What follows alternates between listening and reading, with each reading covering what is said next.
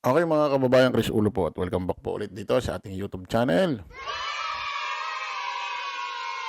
Okay, good morning, good morning. Okay ito mga kababayan, pag-usapan ho natin itong kilala sikat, ha? Na talagang may hawak ho ng may pinakamalaking nakuhang boto ho sa kasaysayan ng langit at lupa. Pagdating ho dyan sa pagkandidato, dyan ho sa Senado. Ha? Palakpakan ho natin mga kababayan, Senador Robin Padilla.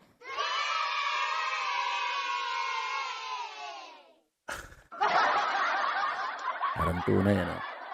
Ito mga kababayan, mga ka-analyze, alam niyo naman ho, nung nakarang araw, dininig ho sa unang pagkakataon, unang hearing ho ni Digong dyan ho sa ICC. Dahil Netherlands, yung kaso niya ho na Crimes Against Humanity about EJK na ipinanil naman ho ni dating Senador Antonio Trillanes. Nagkaroon ho ng hearing pero sa kasamang palad ho, itong si Digong, after niya ho ipagyabang ang mga haharapin niya ang ICC, yung mga judge diyan, sisipain niya, babarilin niya, ay hindi ho humarap sa unang pagdinig, hearing, ito hong si Digong. Sayang, sana ma-update, makita ho natin ang itsura niya kasi ano na raw ito butot balat tapos long hair. At nandyan ho yung mga kapamilya ng biktima ho, ng EJK. Nagpunta rin ho dyan. Ngayon mga kababayan, siyempre, ay nililitis yung kaso ni Digong na Crimes Against Humanity. Nag-react ngayon itong kanyang kaibigan, mga kababayan. Itong number 1 senator natin na may pinakamalaking nakuha ang boto sa kasaysayan ng langit at lupa. Ito hong si Senador Robin Padilla. Ayan ho, ayo.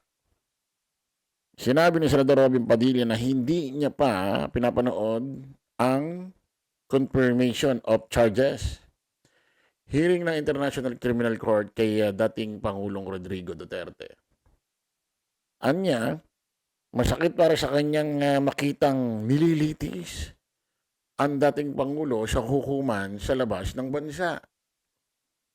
Nagpapatuloy ngayon ang araw ang pagdinig ng ICC sa confirmation of charges sa dating Pangulo. Meron kong kaakibat na video ito Ha? Panoorin ho.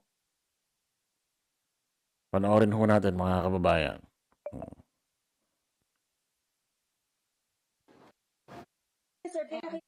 Kaya kung alam nung nakantayin natin, hindi ko alam nung Hindi kayo, sir, nag-monitor ng hearing na hapon. wala akong alam. Pero Ay, sir, nabanggit sila? Yes, sir. Kaya nakita yung mga pictures Napakasakit nila naman, no? and yung Bakit role po naman- nila. Sir, ang sabi ko, Nasaktan ako. co-perpetrator daw po kasi sila, hindi daw po magagawa yung alleged crimes kung hindi po sila kasama. Panonoorin ko muna. Mahirap magkomento nang hindi ko napanood. Sa ngayon, medyo para sa akin, hinihiring tayo sa ibang bansa. My goodness. Naman yun. Kaya nga hindi ko nanonood. Dahil? Kasi masakit para sa akin na tayo, mga Pilipino, tinatrial sa ibang bansa. Oo, yun ang aking makukomento. Pero dahil dyan sa sinabi na nabanggit si PG, panonoorin ko para alam ko naman yung sasagot. Kasi hindi ko talaga pinanood. Para sa akin, Sir, mamaya po yung reso daw po doon sa in support of ngayon, Bato. ngayon pag-uusapan ngayon. Pero sa focus po ninyo, ano po yung initial na naging Nakasupport naman halos lahat ang mga senador. including majority, some members from the majority, sir? Nakasupport naman yung iba sa majority. May mga tanong lang yung ibang senador ngayon pag-usap. Ito po yung resolution na gusto nyo, dumaan muna sa local courts in case may Ay, yun ang nasa from the batas. ICC. Yun naman ang batas. Ang gusto natin masunod yun. Pati sa Rome Statute, yun din ang sinasabi. Kailangan dumaan sa court. Are you confident, sir, na lulusot siya, itong reso na to? Sana. Huwag naman natin ipagkanulo yung mga kasama natin. Mga Pilipino tayo lahat. My journey has Ayan ho mga kababayan, yan ho yung opinion ng ating number 1 senator na may pinakamalaking nakuha boto. ng pagkasenador sa kasaysayan ng langit at lupa. Oh, masakit daw ho sa kanya ito mga kababayan dahil tinatrial daw tayo sa ibang bansa. Actually, di naman tayo. No? Hindi naman Pilipinas, hindi naman mga Pilipino. Si Digong lang. Kung makapag-react ho si Senador Robin Padilla, parang ngayon lang ba niya nalalaman, nakikita, nababalitaan na didinggin yung hearing ho na kaso na Crimes Against Humanity versus Digong. Nakailang dalaw ka na nga dyan, hindi mo pa rin alam na dyan hihiringin. Bakit nga ba dyan hinihiring mga kababayan? Bakit dyan hinihiring? Kasi nga, nung 2017, dyan ho, pinail ni Digong, ni dating Senador Antonio Trillanes, yung kasong Crimes Against Humanity. Hindi niya rito pinail kasi magmumukha lang siyang parang, alam mo yon, tanga na, dito niya ipafile. Alam naman niya na hawak ho ni dating President Rodrigo Roa Duterte ang lahat ng ahensya ng gobyerno. Makapangyarihan si Digong that time na yon. So, wala mangyayari. So, doon niya ipinail sa International Criminal Court. At napakalaking kalokohan na magpapasakop tayo sa ICC, sa International Criminal Court, magpapasakop tayo from 2011 na walang pwedeng gawing hearing doon.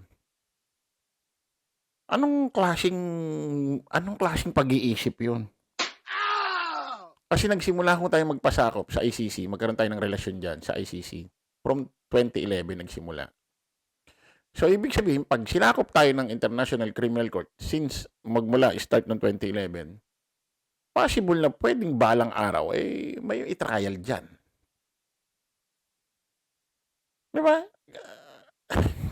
Medyo kain-kain tayong gulay,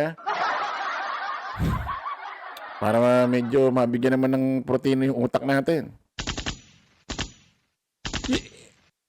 Naku, yung ibig sabihin, para saan pa yung nagpasakop tayo sa ICC Court mula 2011 kung hindi po pwedeng magkaroon ng hearing dyan? Naku, yung ibig sabihin. Diba? Naturalmente, balang araw po pwede talaga possible. Na pwede talaga. Ngayon, Chris Ulo, meron naman tayo ditong korte. Tanongin nyo si dating Senador Antonio Trillanes, diyan niya i-final Diba? At yung pwedeng i-file dyan, kasuhan dyan, pagsampahan ng kaso, hindi pwedeng bastang simpleng tao lang. Kinakailangan malaking tao tulad ng presidente na kung saan pwede possible na may mga nawalan ng buhay dahil sa kanyang pamumuno.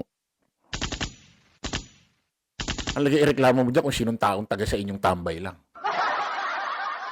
Diba? Ngayon, from 2011, nagkaroon tayo ng relasyon, ugnayan, sa ICC. Kailan nawala? 2019. Sino nagtanggal? Si Digong. Pero kailan pinail ni dating Senador Antonio Trillanes? 2017. Di ba?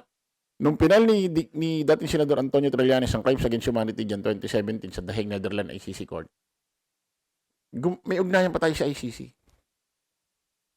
So, nung pinail niya, meron pa tayong kumbaga ang ICC, sakop pa tayo. Kailan niya pinutol? Tinanggal 2019. Walang usapan sa Senate, walang usapan sa House, walang nangyaring botohan.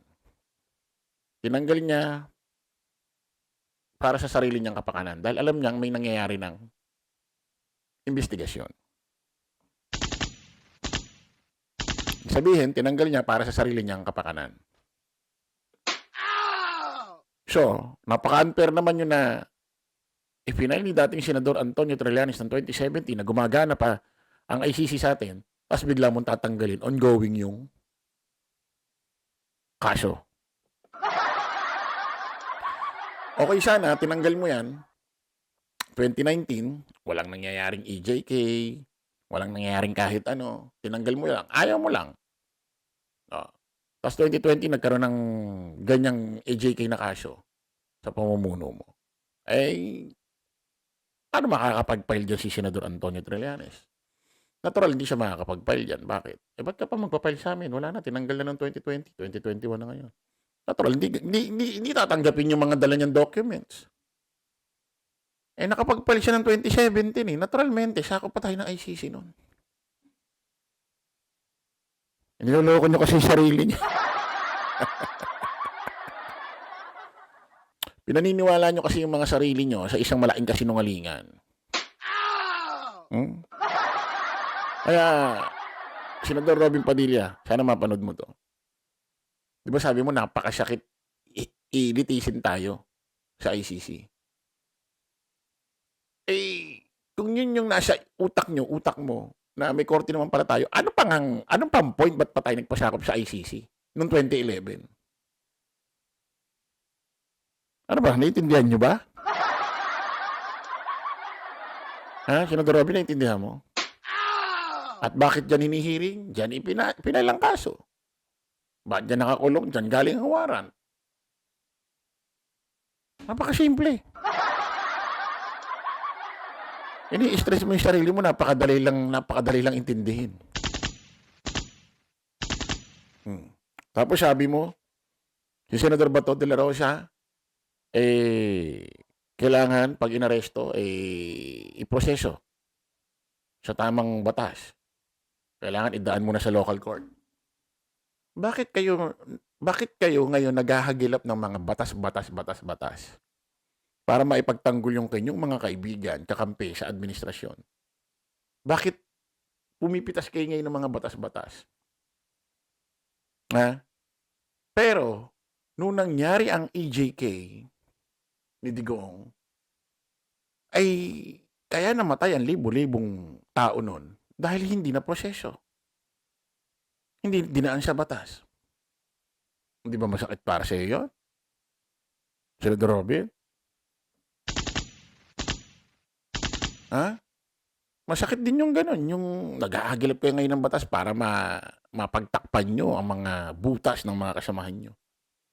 Pero yung batas na sinasabi nyo, hindi rin umiral nung panahon ni Digong. Kaya nangyari ito. Ha? Kung nung una pa lang, hindi nangyari itong mga kung ano-anong nangyaring programa ni Digong dyan sa AJK na yan. Hindi sana nakarating dito sa ganitong senaryo, sa ganitong pangyayari. Sana pinayuhan nyo si Digong ng mga panahon na yun. Huwag ganyan, huwag ganito. Di ba? Wala eh. Naginawa ba yung panawagan ng mga panahon na yun? Wala. Nakikita nyo lang kasi ang mali sa hindi nyo kakampi. Diba? Pero kapag mali, kahit kakampi nyo, tiko, mga bibig nyo. Ha?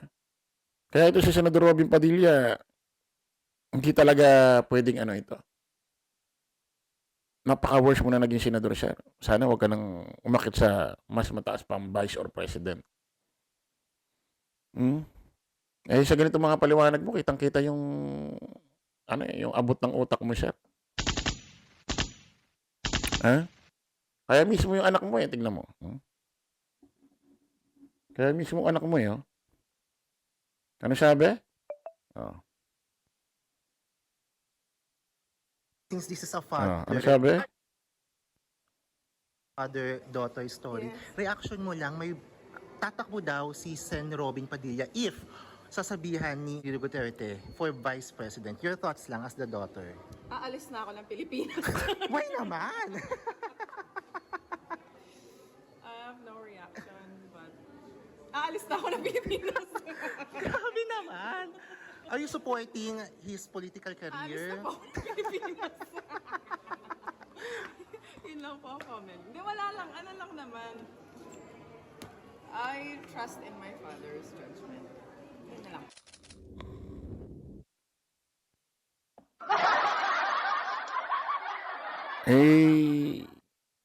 Mukhang itong si Kylie Padilla, anak ho ni Senador Robin Padilla, mukhang hindi ho paanig sa administrasyon Duterte. Mukhang ano ito, mukhang tama ang utak nito. Mukhang sa administrasyong Marcos ito, mga kababayan. Isipin mo, pag pinayuhan daw ni Digong na tumakbong Vice President, itong si Robin Padilla, alis na lang daw siya ng Pilipinas. Hindi mo malaman kung against siya dun sa inuutos ni Digong na patakbuhin yung tatay niya bilang Vice President or against siya dun sa parang gusto pa ng tatay niya na maging Vice. Para bang sasagot niya alis na lang ako ng Pilipinas. Para bang nakakatawa kung itong tatay ko magiging Vice President.